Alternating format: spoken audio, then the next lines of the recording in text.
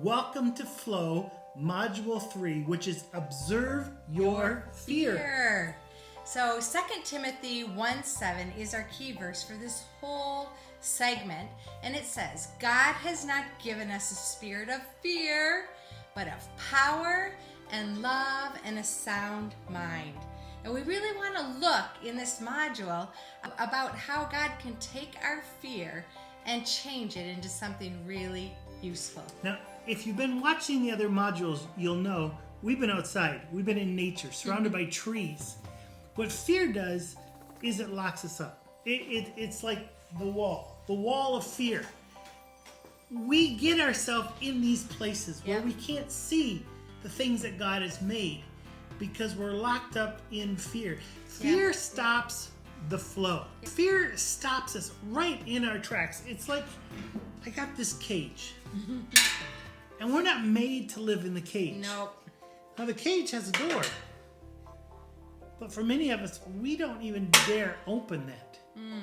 Our fear, in a way, we use it to protect ourselves. We don't risk. We're not brave. We choose to live with our fear. The problem when we do that is the flow stops. That's right. Fear will always take you someplace. It will allow you to leap forward as you observe it and say, this is my journey ahead, or it'll take you backwards. It's like a dam on a river. If you allow it to grow, the flow stops. We need to live outside of our cage. So here's what happens with fear. There's conflict on the outside, and what happens inside is our response. And it's called fight, flight, or freeze response. Let's say that again. Fight, flight, or freeze. So what happens is when the conflict happens and something we perceive as like, oh no, that shouldn't come my way, then we have our body that is gearing up inside. Our blood moves faster, our heart beats faster, our breathing is faster, and blood moves out to the extremities of our body. And so when we fight, we can have a response of like, we go at it. Or the flight is we run away, we try to get away. Or freeze, we're just not quite sure what to do. So it's like, we're frozen. And we can do that physically, but we can also do all of those three responses emotionally as well. We can fight, we can fly, or run away, or we can freeze and just get stopped in our flow. When I think of the word fear, I like acronyms. You'll notice that. Flow, everything's acronym. But when I think about it, I saw this not too long ago on the internet. Fear stands for false evidence appearing real. Yeah. Let me say that again. Fear. You take F-E-A-R. False evidence appearing real. When that takes place, when we think that's real, we're either going to fight it, we're going to flight, take off, or it's going to cause us to freeze, stop. Because the conflict always comes from the outside.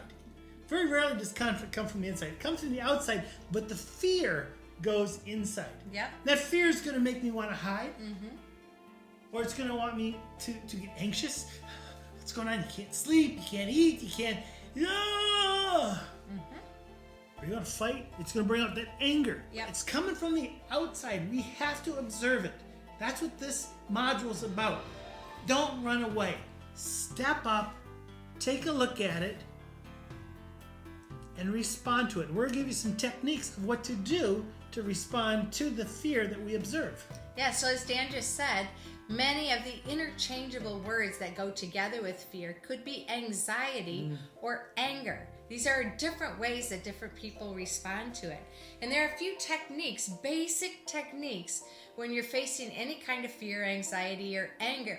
And it's called bottom up or top down. Explain the that. Bottom up techniques can happen as we go from the bottom up and we slow our breathing. Because our breathing and our heart rate goes faster, if we take slow, deep breaths, it gives us time.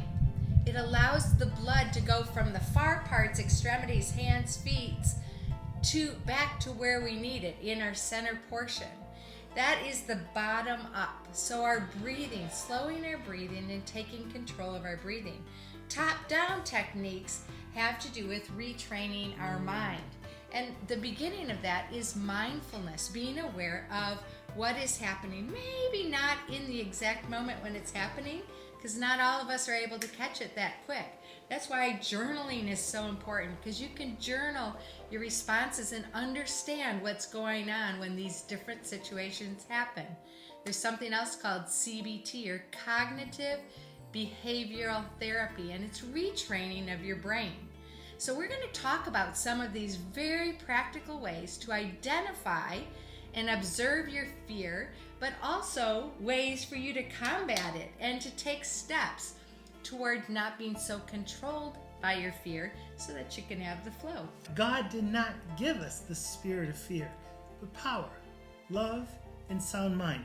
This module is all about how to actually look at our fear. What is it? And why is it there? And how do we move forward into the flow? Thanks so much for joining us for this module, Observe Your Fear.